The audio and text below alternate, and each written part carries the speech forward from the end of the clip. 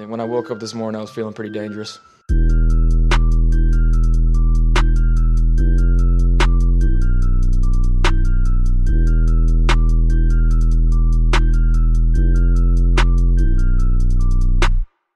And if we're talking tight ends and we're going into round 2, maybe round 3, give me Ian Thomas, please. Let's just do the damn thing. Just based on giving his overall ability. Again, I like his arm. I think he can make every throw. The pick at number 12 is in. Welcome to Cover One, the NFL Draft Podcast. I am Russell Brown. Joining me today, CP Christian Page and JR Jordan Reid, my fellow national scouts and colleagues. Fellas, I'm not even going to go one by one. So much great stuff has happened over the last 24 hours with college football. It is officially draft season. It's wonderful. How are we doing, boys? Doing well. Kind of an exciting game last night, but at least even though the scoreboard was a little lopsided, still a lot of exciting draft prospects, a lot of exciting draft matchups. So it would be nice to recap that from the national championship last night. Yeah, and like CP said, and it was a really interesting game. A lot of things happened that I didn't really expect, and that's something that we'll get into here in a second. Yeah, I was not expecting a 44-16 Clemson over Alabama game by any means. I was not expecting 31-16 at halftime. Just incredible by Clemson, and truly the best team in the country yesterday, and they proved that. So we're going to do a round table on the national championship game, talk the prospects, the 30-whatever prospects that were in this game. There were so many, so we might even miss a few, and we're not going to go crazy in depth or anything, but we'll talk about them, those guys, and then we'll jump into a 24-team mock draft because the first 24 picks of the draft are set in the first round. So the three of us, we're all going to get 8 picks. JR is going to start us off with Arizona when we get into it. So he's got the first pick. I know he's sweating over it. Does he take Bosa? Does he take Quinnen Williams? What's he going to do? I can't wait. I'm so excited. But yeah, so let's jump into this. Clemson dominating Alabama. For me, this is like yesterday was like the epiphany. It was like, okay, realization, Michigan State will never match these teams ever. And I think it was like the whole state of Michigan, like people that I went to work with today that are Michigan fans, I'm a Spartan fan, all of them were like, you know what? We're never going to beat these teams. And we've all realized it. We're like, okay, we'll just beat up on each other, maybe make it to Indianapolis and win the Big Ten championship. You've got Clemson and Alabama just going to continuously battle each other for national championships. And it's all because, Alabama, we know they're always going to have cream of the crop players, five-star recruits, grown men, guys that could be playing in the NFL right out of high school. But then you look at Clemson and it's like, okay, they're losing their senior defensive linemen. They're still bringing back 4 seniors on the offensive line. You've got Trevor Lawrence. You've got the running back. You've got Justin Ross. You've got T. Higgins, Amari. You've got so much there. JR, I'll start with you. How do you feel about Clemson? Are they going to be one of the top 2 teams next year without question, without hesitation? Where are we with this team? Oh, without question. They just put on a dominating performance last night. And as I was thinking, it's just amazing how far Dabo Swinney has brought that program along. And I'm sure you guys remember this. Not too long ago, there was a phrase out there called Clemson, where they just constantly failed in big games. And I know the game against West Virginia in the Orange Bowl about 5 or 6 years ago where they lost like 40-0 or something like that. Just looking back on that and just thinking how far this program has come along, and Dabo Swinney and the staff have just done a phenomenal job, and they just look so well prepared. Last night, they executed in every single phase of the game, and it wasn't just on offense and defense. Even on special teams, when Alabama tried to run that fake field goal, it seemed like they saw it coming from a mile away, and that play call was just blasphemous to me. Just having the kicker lead block Christian Wilkins, that's a topic for another day, though. But the big-time players stepped up for Clemson, and they didn't for Alabama. That was the biggest result in this game to me, and what predicated the game so much was how well they executed. And like you mentioned earlier, Russ, T. Higgins, Justin Ross, who had a phenomenal game, Travis Etienne, and Travis Lawrence, all those guys stepped up. But the guys I thought played elite last night were Cleveland Ferrell and Christian Wilkins. Both of those guys were just phenomenal last night. And a lot was made of Dexter Lawrence not being in the college football playoff, but there just wasn't a drop-off at all with him not even playing. And I thought Wilkins and Ferrell were just dominant last night. Yeah, and I was gonna ask that, and I was gonna say, who were some of the biggest names that stood out, or who's the one guy that did the most for himself yesterday? And I was gonna absolutely say Cleveland Ferrell did. He only ended up with 2 tackles, but he was just dominant, and his length, his raw power, everything was there. And this is a guy that I would, if Detroit's on the clock with the 8th pick, and me, the fanboy that I am, that I always refer everything back to my sports teams because that's all I can do is pray for the best, but I'm disappointed every single year. But this is a guy that I would love on my team, and I think there's 32 other teams out there that would love him on their team. He is fantastic. But moving over to the Alabama side, CP, I mean, you are the resident SEC guy here, and this is just not what we were expecting. Tua didn't look bad, but he didn't look like himself. The run game could not get going. I mean, Josh Jacobs had, he averaged 4.3 yards per carry. Jerry Jeudy did his thing, but just overall, it just was not there. They could not hold on to the ball with the 2 turnovers. They couldn't stop Clemson. What's your takeaway with Alabama and the prospects that they have? Yeah, it really was kind of a unorthodox, or just something you're not used to seeing from an Alabama team, because I don't want to go as far as saying they're out-coached, but when you look at the nitty-gritty of everything, I think you could make that. But just like Clemson looked like they were just more prepared and ready really out of the gate immediately. You saw it start with the Tua interception for the pick 6, then the 0 for 3 or whatever it was for the 4th downs, or I can't remember, but just not Alabama executing that well. But still, if you look at a prospect examination, I think Quinnen Williams still showed what he was capable of. I don't think he really gained a red mark on his scouting report here, even though I found it a little interesting that there was one play where he made a stop on 1st down and they took him out for 2nd and 3rd down. I have to go back and find the time and the situation of that, but I thought that was really interesting. So when I go and evaluate him for a scouting report, I'll be sure to take note of that, and wondering if, he's a situational player, but I believe he can play on all 3 downs. But then you're looking at a guy like Irv Smith. Russ, I know you've written about him. You've watched him pretty extensively. Mm-hmm. A guy that when he catches the ball, he looks like a running back. He is that athletic. He is that dynamic of a runner when he has the ball in his hands. You see Alabama start to utilize him a little more. And then one of the guys that I think a lot of people, I want to say, are freaking out about, but Jonah Williams, sure, he didn't have the sharpest game out there, especially being coveted as OT1. I still think he holds that billing to be true. But when you're playing a guy like Cleveland Ferrell, who that video going around where Cleveland just bull rushes him, showing that lower body strength he has. But still, Jonah Williams is still, I think, the top tackle in this draft class. But sure, if you're comparing the 2 teams, Clemson looked like they had more of the dominant draft prospects, but Alabama's still loaded in that regard. And to be honest, some of their players might be better suited, or their better draft prospects will be for next year's draft class. But still, I think Quinnen Williams played well. Irv Smith showed what he's capable of. And like you said, Josh Jacobs, though he didn't have an incredible, handful of carries or touches, he still showed what he's capable of, being just that violent, aggressive runner that really looks like to be a top 5 running back in this class, especially when you just look at his production over the years and not getting the heavy amount of touches. You can kind of compare it to the Alvin Kamara situation. Mm-hmm. NFL teams love to get their hands on guys that they see potential with, but have yet to really get the bulk of the carries, as you would see guys like, those David Montgomerys or whoever else you want to throw in there. It's good to see those fresh legs on guys that have a lot of potential. I think Josh Jacobs meets that billing. Yeah, they always like the fresh tread on guys. JR, what's your assumption on Josh Jacobs? I've seen some RB1 stuff attached to his name, and he's getting that billing.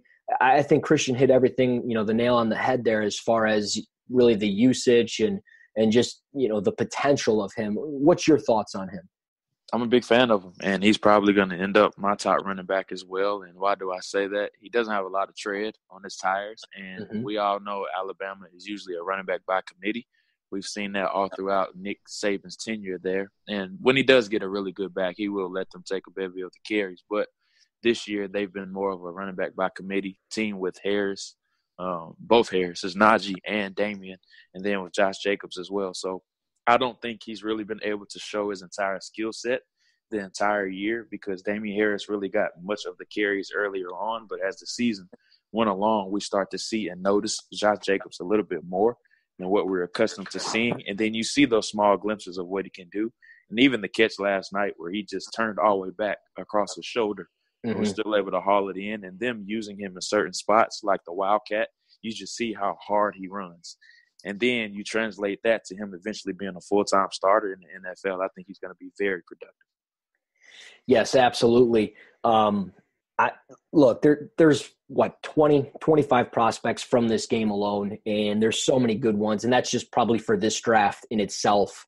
We've got, future drafts next year, 2020, and certainly for the future, the big question mark regards around Trevor Lawrence, who is pretty much already getting billed as QB1, 20 of 32, 347 yards, 3 touchdowns. CP, what are your thoughts on Trevor Lawrence? I mean, this guy, it seems as real as it gets. Yeah, it's really hard. He's one of those prospects where it's really hard to, when you fill out your T chart of like strength and weaknesses, it's that the weaknesses side on the right side, it's not going to be filled out very big. And that's something when you look at Lawrence, he can make all the throws. He has the size, still growing into his body, but as a 19-year-old, just looking at the potential. And you saw that not just playing against, ho-hum opponents, but dominating Alabama throwing everything at him. They would blitz him. He would step in the pocket. He showed his mobility. He showed the ability just to carry the football, on a couple read options, has that great decision-making, and then throwing guys open. There was a touchdown pass to T. Higgins, I think when they were pulling away, probably about 20 points, or may have been the last touchdown. You'll correct me if I'm wrong, but he throws the guy open and just has that, aggressive attitude, that confidence to throw windows or throw guys open in the end zone, in the red zone. And he showed that last night. He's not afraid of anything, has the touch, has the accuracy, has the arm strength. I mean, really, if you have a checklist of what you want in a quarterback, he's checking mostly every box, if not all of them. And I know he's a true freshman, a lot of football left to be played. I don't want to overreact. But when you sit there and really look at the nitty-gritty of his scouting report, it's incredible what this guy is capable of going forward in the future. And sure, we'll throw that hyperbole out there and say if he's in this draft class, he would be QB1. I'm fine with that because he definitely showed from a physical standpoint and what's between the ears, the decision-making and the confidence there to be that good of a quarterback. And I know there was a headline or an article floating around that somebody grabbed a quote from an NFL scout that said Trevor Lawrence might be the best draft prospect ever. Saw that before the game, and I was like, I don't know. This is why they have that anonymous NFL scout, as the quote. But then when you look at it, I'm like, I know Evers very rich, but what he displayed last night, it was pretty darn impressive, and it's really hard to dismiss that statement right now. Yeah, that's pretty bold. I mean, the best prospect ever. I don't know. I mean, that's pretty bold, but he is very good. He, like you said, he checks a lot of the boxes off, and he is still only a true freshman, only 19. So it's going to be exciting to watch his development next year and the year after, and just moving forward. JR, is there anything you want to add as far as Trevor Lawrence? Or just really, the quarterback position in general, because I've seen that you've been doing some work on Dwayne Haskins, who has, officially declared for the 2019 NFL draft, probably the consensus top quarterback on plenty of people's boards and probably including all 3 of ours. How does Trevor Lawrence translate to a guy like Dwayne Haskins? And what are some things that maybe you're seeing between, Trevor Lawrence and Dwayne Haskins? Lawrence is a stud, man. Flat out stud. That's the easiest way to put it. And I know the hype may be a bit premature prior to the game last night, but this was really the first national stage where everyone around the country was really watching and tuning into him. And I think he passed the test with flying colors. And we all know Saban's defense is always one of the best in the country, and they haven't played up to par as in years past. but he absolutely shredded their secondary. And some credit goes to Justin Ross and T. Higgins and his weapons, surrounding weapons. They played really well last night, but he just made some great throws. And I haven't seen touch on his throws like any other quarterback prospect, and maybe ever, honestly. And I've only been grading prospects for going on 5 years now, and I haven't seen a quarterback as good as him. Yeah. And I wasn't in scouting when Luck came out, but he's going to be treated like how Luck was coming out. And Luck wasn't even this good early on. He wasn't winning national championships as a 19-year-old. Right. The only thing with Lawrence is that he needs to put on some muscle mass, because that's going to knock him a little bit because of how wiry his frame is and how little he is. But he's only 19 right now, and he still has time to get in their weight program and just build up his body even more. But from a thrower standpoint and how he plays the game mentally, he has it all right now. Yeah, Trevor Lawrence, again, is phenomenal. So I'm assuming he's going to be a Heisman guy going into next year. I'm assuming he's probably going to be a finalist when we get into December of next year.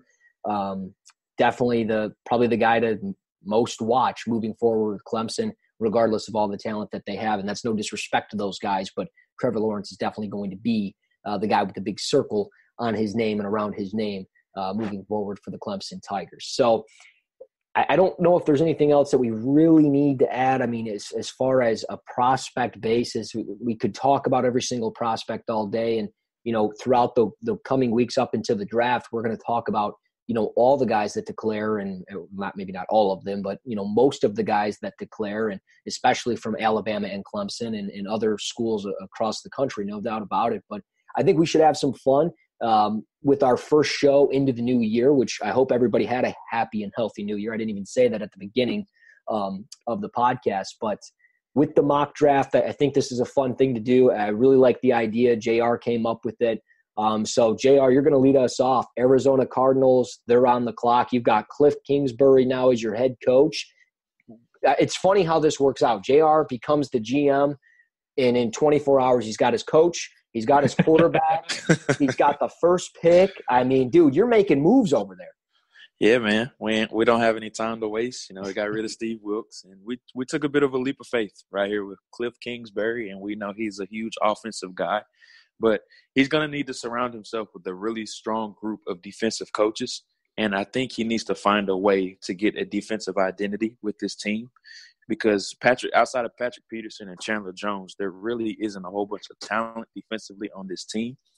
So, and we all know you have to have a pass rusher in order to be successful, because the NFL is really predicated on the passing game right now, and you have to have some pass rushers to get after those quarterbacks. So I'm not going to be stupid here. I'm still going to run the card. You can sign the card today or write his name on the card. I'm going with Nick Bosa, defensive end from Ohio State. And there it is. The pick is in. Nick Bosa. To me, if it was me, I would have went Quinnen Williams. That's just me. But I'm a weirdo, so it doesn't even matter. CP, Christian Page, you're on the clock. San Francisco 49ers with the second pick.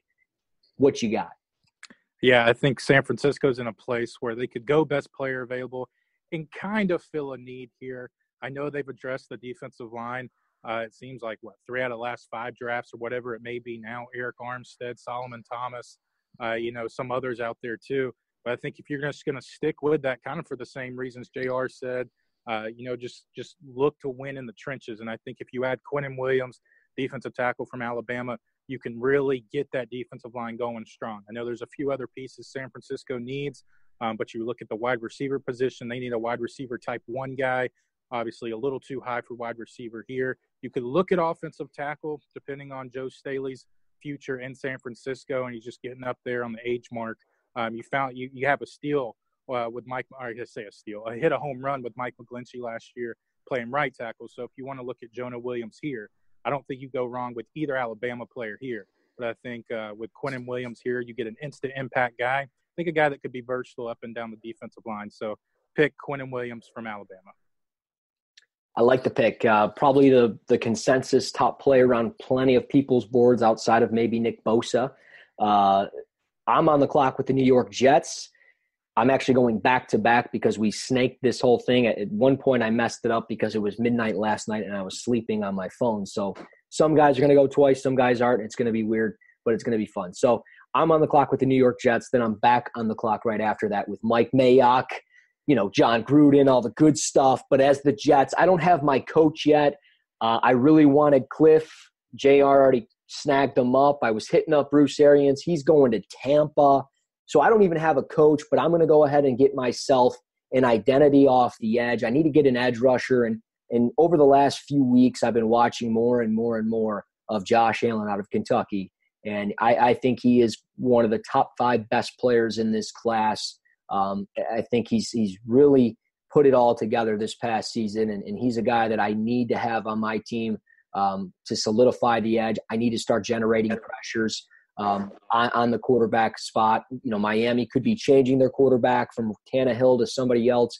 Josh Allen is practically a running back for the Buffalo Bills, and Tom Brady's still kicking it. So I've got to get somebody off the edge, and I'm going to go Josh Allen out of Kentucky. Then I'm back on the clock here for the Oakland Raiders. I'm talking to Mike Mayock here. He's got a lot of things that he's thinking of, but I'm going to go with it's tough, but I'm going to go with one of my favorite players, and that's Jonah Williams, offensive tackle out of Alabama. I think he's one of the better players in this draft. I really wanted to go Ed Oliver. I thought about it, but I have Mo Hurst.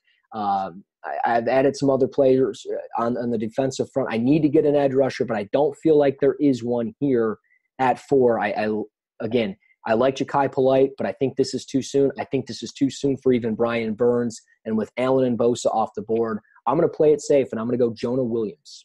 So that moves CP on the clock with Tampa Bay.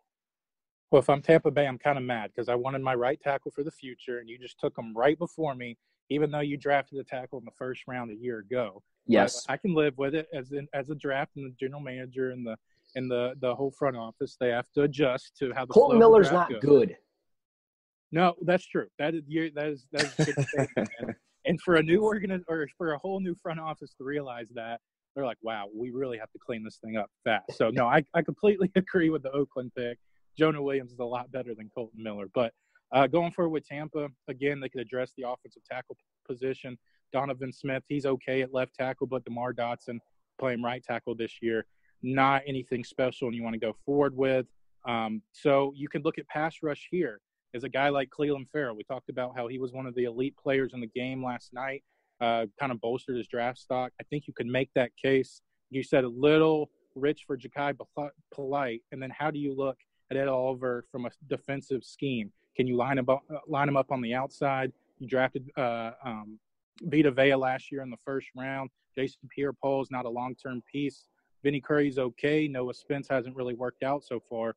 So I think you could kind of, again, with Quinnen Williams, it's not necessarily filling a direct need with San Francisco, putting him on that defensive line, but it still brings you an immediate impact. So I'm going to go with Ed Oliver here out of Houston. I think he's a guy that could definitely bring that spark on the defensive line to a unit, to a whole defensive unit that needs something there, because right now Tampa Bay, they're clicking on offense, but on defense they need a lot of work and start up front. I think you get one of the best players in this draft class with Ed Oliver.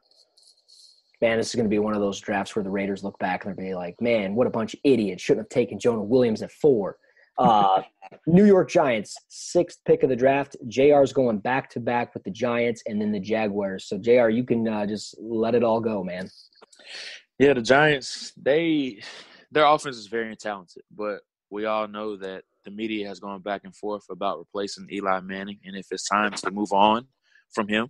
And I think they have to have a guy in place, especially with Eli going into the final year of his deal. I think he's due about 23 or 24 million, somewhere in that range. So they probably want to lower that number as well. But the good thing about that is they have a legendary bridge guy already in place or entrenched if they do want to take a quarterback right here, which I think they should do. And I think they should take Dwayne Haskins right here. I think he would be a great fit. And it's pretty ironic that he just tweeted out a picture of himself in a Giants uniform. I don't know if you guys seen that or not. It just happened? Yeah, go check that out. Dude, wow. He's on something. He is talking to people. He's got sources or something. JR is on to something here because he's got the new head coach. Dude, this is insane. I thought you were saying Haskins is on something because Haskins, like, if you follow anything on social media, like, he is such a tease sometimes too. Because he flirted with the idea of, like, oh, man, can't wait till next year. And then he declares, and now you got this Giants thing. Like, this guy. You know how these front offices over-evaluate and examine like the character part of all these guys. And so I wouldn't be surprised if there's somebody out here saying like, I don't like that. I don't want him. Well, they're gonna say self-centered. I definitely could see that. Oh, yeah, that's a great point. That's a great point. So Dwayne Haskins to the Giants. JR still on the clock with the Jacksonville Jaguars with the 7th pick, not the 6th pick. I'm sorry. So this is a tricky pick right here. And I say that because they need a quarterback desperately. Blake Bortles and Cody Kessler obviously aren't the answers. But they need help at tight end as well. And they have some other positions of need as well. They could use some help, especially out wide at receiver as well. They have no reliable option on the perimeter. So I think they have to take a quarterback right here because they don't have any other option. And this probably is going to seem like a reach. And I think they're probably going to end up reaching on draft day if they're not able to get Haskins. So I think they're going to take Daniel Jones, quarterback from Duke. Well, that ruins my entire plan at 15 with the Washington Redskins. Okay. Daniel Jones, this is a good pick. I like it. CP, you're picking for my Detroit Lions. Don't screw this up, man. Don't screw it up. Yeah, no pressure here. It's obvious that they need some kind of help in the secondary, whether you want to look at safety or just more depth there. They have to find a pass rusher, a pure pass rusher. And I know this is going to surprise with Brian Burns and Ja'Kai Polite right there on the board still. But there's one guy that I've fallen in love with from last year to this year. Russ, you recently wrote about him, but Montez Sweat from Mississippi State. I know you're probably not seeing him much in top 10 and mock drafts, but I think if you want a pure pass rusher, this is your go-to guy. 22 sacks in the past 2 years, 29.5 tackles for loss. The guy has a nose for the ball in the backfield. I know he's not as clean in the run game, but he has an everlasting motor. If you turn on the tape immediately in Mississippi State's defense, the guy's flying off the football. He's making all kinds of plays. I think he just continued to get better every single week, and you see him gradually becoming more a finesse rusher, also as a good power rusher as well. Again, not as consistent on the run, but I think if you're looking for a pure pass rusher, a guy that can immediately get in the backfield on the snap, Montez Sweat, it has to be right up there. Maybe a little surprise there, but I think it makes a lot of sense for Detroit going forward. Well. Look at you, Mister Man. Like that's impressive. I can dig that. I like Montez Sweat. Recently wrote about him, so that's cool. I can dig that. I'm on the clock with the Buffalo Bills with the 9th pick, and I truthfully, Jonah Williams is gone. I don't like Greg Little. I think this is a little too rich for Yadnik Adjust. I'd probably be calling the Oakland Raiders to say, hey, you've got 3 first-round picks and like 9 picks overall in the 7 rounds here. Let's trade some picks. Let me move back. Give me some picks for the future. You can get your edge rusher. You can take your pick of Farrell and everybody else. But realistically, I can't do that. So with the Bills sitting at 9, I'm going to take the top consensus corner in most mock drafts, and that's Greedy Williams. I like his length. Pairing him up with Trey White would be fantastic. Former teammates. So give me Greedy Williams. I love shutting down defenses. I know we need offensive line help. I know we need a receiver, but the Bills, I don't see a receiver at 9, but I think Greedy Williams is definitely worth the value with the 9th overall pick. The Denver Broncos, I'm back-to-back here. So the Denver Broncos with the 10th pick. It is tough going back-to-back, man. I don't like it. I should not have done this to myself. Denver Broncos. Quarterback would definitely be an area of need that I'm thinking about. I don't see a I don't see a quarterback that I would really even consider taking, but I'm really leaning back and forth here between a corner and a quarterback. I know Case Keenum hasn't been fantastic. I'm going to roll with that for another year, and I'm going to go with DeAndre Baker, one of my favorite corners in this draft. I know the athletic testing has to really check out for him, but he's a guy that I love his versatility in and out of zone and man schemes. And if the testing comes back well, and according to my sources, I don't actually have any, but I'm acting like a GM right now. So according to my sources, he's checking out okay. I'm going to take DeAndre Baker. The 11th pick, the Cincinnati Bengals, that's all JR. Yeah, so this is a widely known pick, and I think it's probably going to be the worst-kept secret come draft day. And the Bengals desperately have a need at linebacker. They have no speed on the second level of the defense. Vontaze Burfict is a wild card, and we all know the antics that come with him. He's just suffered his 7th concussion, and his career is in jeopardy. So they really have some question marks at that second level of their defense. Malik Jefferson just hasn't progressed as a rookie as much as they would like. So I'm going to go with Devin. I'm going to go with Devin White right here, the linebacker from LSU. I think he would be a fantastic fit, and he would give this defense an identity in the middle of their defense that they desperately need. Can I ask you, why Devin White and not Devin Bush? I saw you breaking down Devin Bush earlier.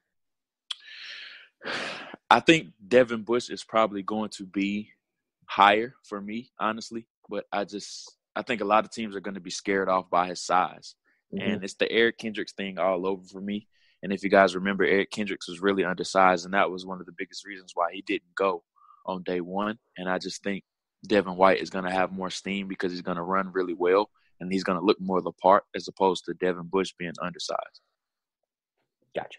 I didn't mean to hit you with that question, but I had to. Oh, no, you're fine, man. Green Bay Packers, 12th pick, CP. You've got your new head coach. What are you doing to make Aaron Rodgers happy here? Yeah, if you're going by Aaron Rodgers, I think you look to a young tight end. And I don't say a young wide receiving core because there's a couple pieces out there, but still not a dominant wide receiver one. But I think there's not necessarily a receiver there right now that you would be really willing to take. I think that's something that the receiver class is deep enough at the second and the third round in the levels there that I think you could make that decision later on. But I think Green Bay right now, you're looking for that pass rusher. They're going to continue to run a 3-4 defense if that's what Matt LaFleur plans on doing. I think if you look at a suitable defensive end for that, you look at Rashawn Gary out of Michigan. I know he's kind of had an up and down career, and if you look at the production there, it's not necessarily what you really look forward to in an elite pass rusher in the first round. But I think, JR, you can add to this too. I saw you tweeting about him a little bit yesterday or the other day, how he has a lot of explosive traits and can really fly off the football. I think this would answer a need right now and possibly a best player available depending on how the draft board shakes out for Green Bay. I like that pick a lot, actually. I think love it. He's one of those guys that has to go in my opinion. I know he's all the talent in the world, hasn't lived up to necessarily the hype. He has, but he hasn't. And that is probably poor judgment on me to put so much hype on a guy. I mean, he's doing enough as it is, but he's, I think, just one of those guys that has to fall into that right spot, and I think this is a great spot for him. So I like that pick a lot. Miami at 13. JR, you are on the clock. Well, I'm really surprised that this team hasn't found a head coach yet because we all know the glitz and glamour that comes with Miami, but they do have a bunch of question marks on both sides of the ball. What are they going to do at quarterback? Tannehill, we don't know if he's going to be the long-term answer there, and they have a bunch of bad contracts that I think they're eventually going to get rid of. But this team desperately needs an edge rusher. Cameron Wake is a million years old. We all know that. Robert Quinn is really the only guy at edge rusher that really has a pulse for them right now. Charles Harris only has 2 sacks in 2 years, I believe it is. So he's been a massive, massive miss for them, a former first-round selection for them. So I'm going to go with Clelin Ferrell right here. I think he would be a fantastic addition for them, and he would definitely replenish the youth that's coming off the edge for that team. I love it. I think that's a great pick. I think he really solidified himself last night against Alabama. I think it's almost similar to what Deshaun Watson is. Deshaun Watson was a great college quarterback, but remember when he played against Alabama, it was like, this guy has what it takes to win. This guy's a leader. You can see it, and everything came to the light when Deshaun Watson played against Alabama, and I think the same thing's happening for Clelin Ferrell. So I'm on the clock with my pick, Atlanta at 14. I got to go back to back. I don't have a quarterback for Washington yet. I got to figure that out. Man, oh man, I'm panicking over here so bad.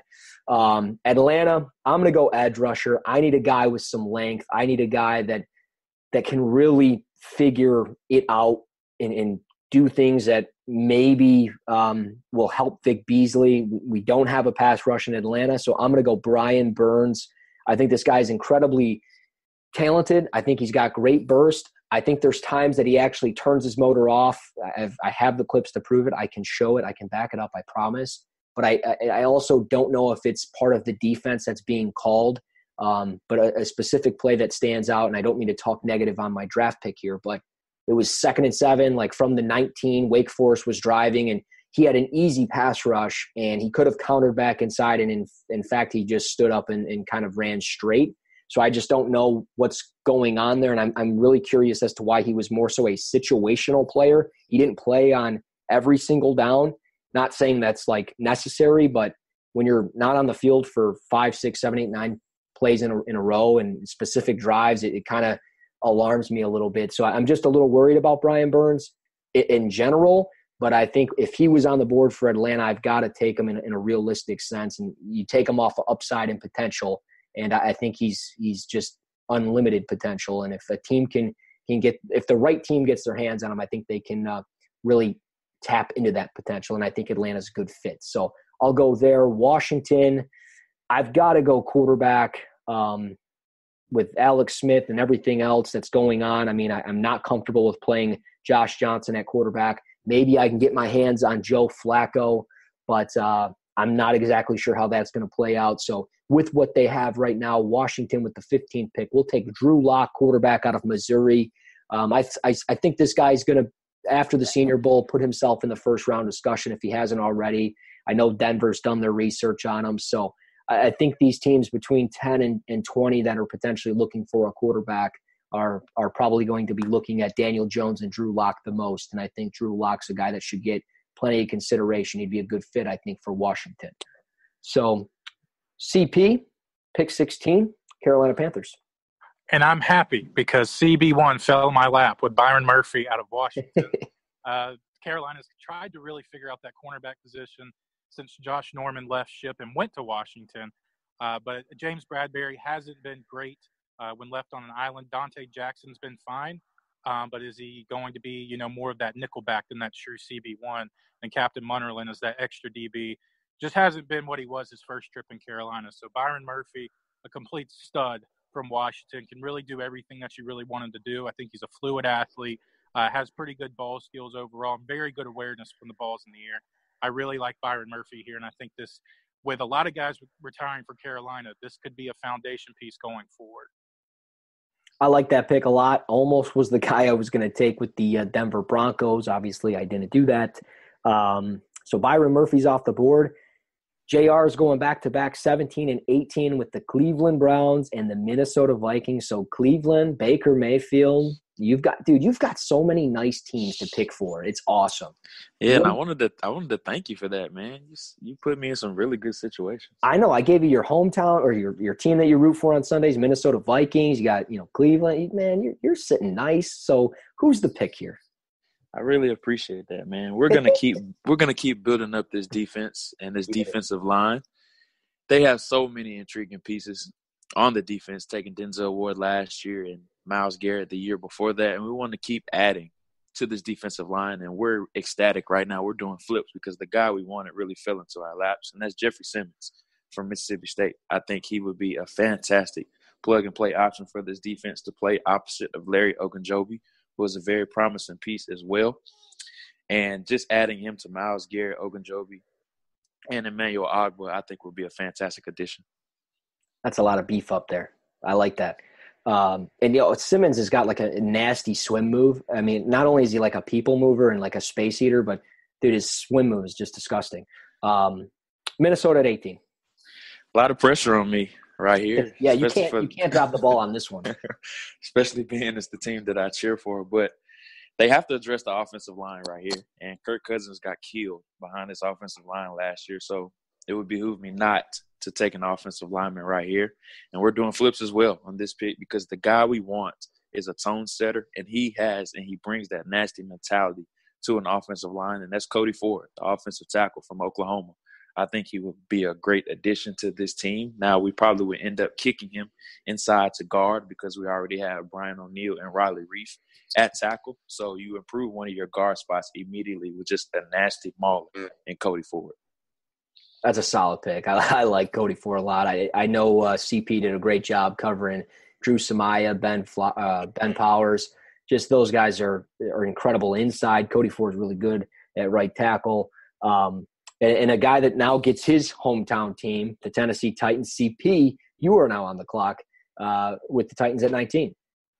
For a team that pushed for a playoff spot, their roster needs a lot of retooling. I mean, they have to sit there and answer the quarterback question. Is Mariota a good piece going forward? It seems like he's injured or questionable every single week. The defensive back depth has been an issue all year.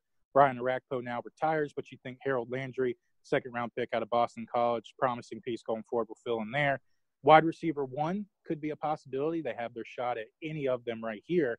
But I like what they do in the trenches at the defensive line. Jarrell Casey, I feel like I say every single game Tennessee plays, one of the most underrated players, regardless of position, in the National Football League. He also got injured, was put on IR at the end of this year, but he'll be back for next year. So I think you could partner him up. I was kind of mad that Jeffrey Simmons was taken off the board, but I think of what we saw last night from Christian Wilkins. I don't know if it's that rich to go, kind of a mid to late first round right here, but I really like Christian Wilkins here, a promising plug-and-play player in my mind. I think he could play anywhere from the 0 tech to really the 4 tech on that defensive line, show some versatility. And the guy's a bully in the run game and show some glimpses of an interior pass rush. He showed that last night. So I like Christian Wilkins here to be kind of solidify that defensive line there in Tennessee. I like that pick as well. That's a good pick. I'm the Pittsburgh Steelers. Dude, these picks for me, this sucks. I am so glad I just write about this stuff and I don't have to do this. This is terrible. Just remember you made the list. I know, and I didn't even think about it, and I'm terrible at this because I like some of my picks, but I don't like these picks because I have nothing to choose from. There's no corner that I want to take, and the Pittsburgh Steelers desperately need a corner. Deontay Thompson's available, but they took a safety last year because they don't know what they're doing. So now I'm trying He's not the best safety out there either, though. Who, Deontay Thompson? No. No, I was saying Terrell Edmonds last year. He's not anything special. Oh, I know, exactly. Like they could have had Justin Reed or Jesse Bates, and they didn't do that. And now they put me in a tough spot because they desperately need a cornerback, but we're trading Antonio Brown probably. So I don't even know what to do. Oh, my God. Just, you know what? I'm going to create just animosity all over the place. I want a receiver that is going to spread the field. I want a guy that's going to be just a speed demon, and that's going to be Hollywood Brown. Not my top receiver, but because he's related to Antonio Brown and we're going to trade Antonio Brown, I don't even care. Give me Marquise Brown because the Pittsburgh Steelers don't know what the hell they're doing, and there's no players available at 20 for me to take for this organization. I could definitely take an edge rusher, but I don't even want to do that. I just want to create animosity for every team. And then I'm the Seattle Seahawks. I'm not even trading, but I'm moving on from Earl Thomas. I'm going to take Deontay Thompson, the safety. He falls to my lap at 21. I would like to take an offensive lineman just because I've always said the Seahawks should take an offensive lineman in the first round for like 50 years now, and they don't do it. But Deontay Thompson is my pick at 21. Screw this mock draft. I'm going home. I don't have any more picks. You guys can close this thing out. Baltimore Ravens, CP at 22. A guy that I feel like we've been talking about in the top 10 to now, and he's still left on the board, is Ja'Kai Polite out of Florida. A guy that may not be the most flexible edge rusher out there, but a guy that has a really good motor. I think he plays well in the run game and shows some acceleration, kind of has that convert power into speed type ability. So I like Ja'Kai Polite here. They had a consistent pass rush to Baltimore. Tim Williams was one of my favorite players a couple years ago, constantly hurt. They're trying to figure out how they want to use him schematically. I think Ja'Kai Polite could really fit into Baltimore right there and give them a consistent young pass rusher. Maybe if you want to, replace Terrell Suggs with him, maybe work him more into a linebacker role given his size. I think Ja'Kai Polite could add a lot of, youth edge rushing here to Baltimore and give them a consistent pass rusher on the edge. That is such a Baltimore Ravens pick too. Like when you look at Ja'Kai Polite, you could totally see him in a Ravens uniform. Absolutely. Yes. I agree with that. Houston Texans at 23, JR. They just got booted from the playoffs, but you got Deshaun Watson. You got to build around that. You got J.J. Watt. What do you got for 23? I mean, Deshaun Watson had to take a bus this year to the game instead of a plane because his body couldn't hold up or something like that. So that obviously tells them that they have to address the offensive line. Wait, was that a real thing? Yes, yes. It was a real thing. Oh, wow. I thought that was a joke. I'm like, that was really good. Yeah, that was a real thing. And he suffered a league high 62 sacks this year. And some of them were the result of him holding the ball too long, but their offensive line was poor the entire year. And we saw it in the playoffs as well. The Colts' defensive front just dominated them throughout the game. The tackle situation is really bad right now. They have Julian Davenport and something called a Kendall Lamb at their right tackle position right now. So, who is that? Yeah, same thing I said when looking at their depth chart this morning. So they need to get some tackle talent in there. I'm going to go with Yadni Kajus right here. Yeah. I think he suits their system perfectly because he moves really well in space, and he's able to move his feet really good. And I know you guys, I think it was you, Russ, that had a report on him earlier on in the year of how well he moved and how athletic he is at the point of attack. So I think he would be really good to beef up that front in front of Deshaun Watson.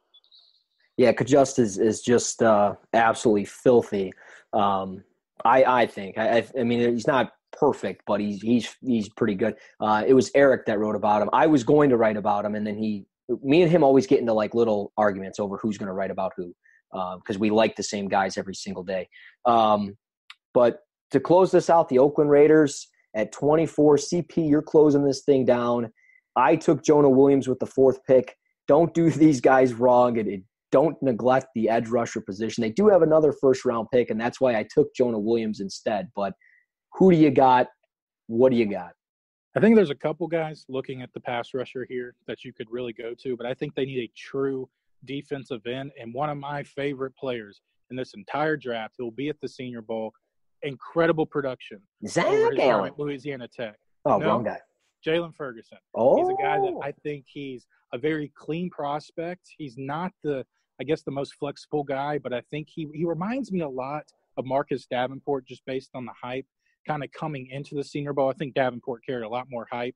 Didn't really answer the call so much in the Senior Bowl, but it got the New Orleans Saints attention enough to trade up for him, and he played a so-so year. But still, I think Jalen Ferguson could be a guy that really bursts on the scene the Senior Bowl, and is a guy that I have fallen in love with since week 1 of this year.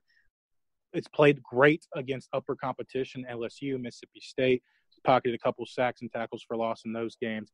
A guy that has an everlasting motor, plays great on 1, 2, and 3 downs. I think he's an absolute steal at this point, and a guy that I think we're looking at in a few years that a lot of people may be judging, hey, this guy could be or should have been a top 15 pick. I think he has that type of potential in him. I'm willing to die on that hill if it doesn't work out. I think Jalen Ferguson, with his production, his overall ability as a pass rusher and just a true defensive end, I think he makes a lot of sense here for Oakland.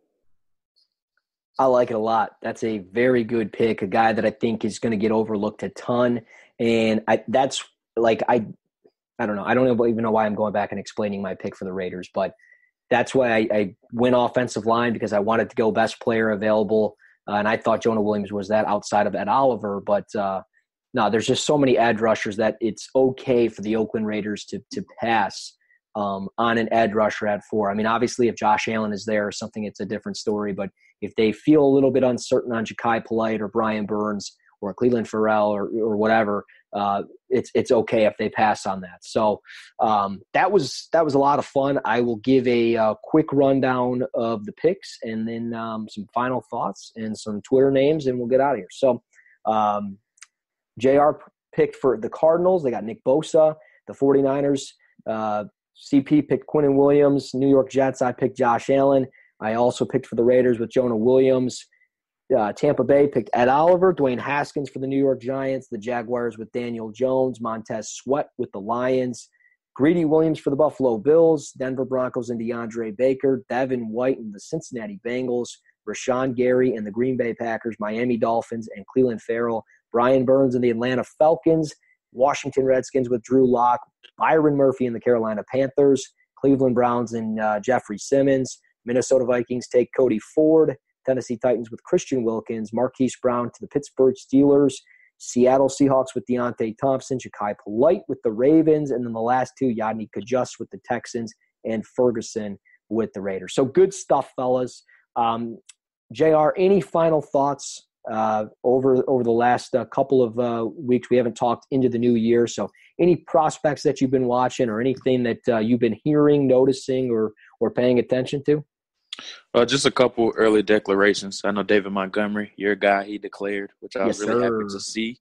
And Hakeem Butler also declared as well. And I think his stock is really going to soar, the wide receiver from Iowa State. Excuse me. I think his stock is really going to go through the roof, especially if he runs really well at the combine. We could see him rise some charts as being the first wide receiver taken. Absolutely. You guys can follow him at JReid NFL. That's REID. That's JReid NFL on Twitter. CP, Christian Page, any closing thoughts for you? Anything that you've been paying attention to, hearing, or watching over the last week or so? Well, piggybacking off of what JR just said, if Hakeem Butler runs really well at the combine, that guy has a chance to be the first wide receiver off the board. I know that sounds a little rich, but just his overall physical ability and the kind of the subtle quickness that he plays with, that guy could be a stud if he runs well. And I think there's a lot of teams out there that could deal, with a wide receiver one type. We talked about Green Bay and Aaron Rodgers and a few other teams out there. I think Hakeem Butler would be a stud, especially if he runs well. I think I'm with you, JR. And Russ, you probably think the same thing. He could shoot up draft boards. But concerning prospects that I've been working on, I just put out a report this morning on Greg Little, the left tackle out of Ole Miss. Guy that's received a lot of hype, top 15, top 20 hype. I've yet to see it. I went through about 8 games. And I see some of the glimpses, and I actually wrote word for word. The glimpses are there of first-round potential, but it's pretty much only a flash in the pan. You see his power that he works with. You see his anchor that he plays well in a couple of pass sets where he has a clean kick slide and really has some quick upper body movements where he can counter some jabs by the defensive lineman. But still, his hand placement and body leverage, 2 things that I constantly look at when evaluating offensive linemen, because your hands aren't good, it'll throw your leverage off and it'll throw your balance off. Again, if your leverage isn't good, it'll throw pretty much the whole pass rep or run rep off. And those are 2 things that he struggles with almost every single possession. There's no really consistency to his game. Again, if he gets into a situation where he has an all-star type offensive line coach that can work with him, but right now he looks like just an early day 3 prospect for me. And I know that's a stretch to say just based on where his name is being compared right now. But Greg Little was a guy I really wanted to go into his film and really say, hey, Christian, take a step back. Look at this guy. He does have a lot to offer. And I still think he does. But right now, as a prospect of what he's put together these past 3 years, I've yet to see the high billing that he gets a lot from these media members. I 100% agree. I don't see it. Inconsistent hand placement. CP, we've talked about him before, not on specifically on the show, but off the show. And your report was spot on with them. You guys can check that out over at cover1.net. You guys can also stay up to date with everything that we do on cover1.net by downloading the Cover One app. It's very simple. Go to your app store, search in Google Play, however you go about your business to get your apps on whatever devices that you use. But it's very simple. Search Cover One, download it for free, and you have all the push notifications that you need whenever we drop a podcast, whenever the guys talk about the Buffalo Bills. And even if you don't want to learn about the Buffalo Bills and you just want to talk about the draft, download the app. I mean, it's, I think, from my understanding, the only draft app that is out there. So go out and get it and do yourself a favor. Don't do yourself a disservice. Download the Cover One app today for free. So remember, follow these guys on Twitter at JReidNFL. That's JReidNFL, REID. At what is it? At _ Christian Page, Christian? You got it. That's right. All right. So hit him up on Twitter at _ Christian Page. You can find me at Russ NFL Draft. This is the first show into the new year. Many more will be coming. We've got 1 show or maybe 2 shows left before we hit the Senior Bowl. I'm going to try my best to get us recorded down there somehow, some way, and bring you guys updates throughout the whole thing, because JR is now joining us down there. So excited for that. Whoop, whoop. I'm stoked for that, man. So excited. My first time going. Oh, it's going to be a good time. So, yeah, you guys know what to do. We've got you covered right here with Cover One, the NFL Draft Podcast.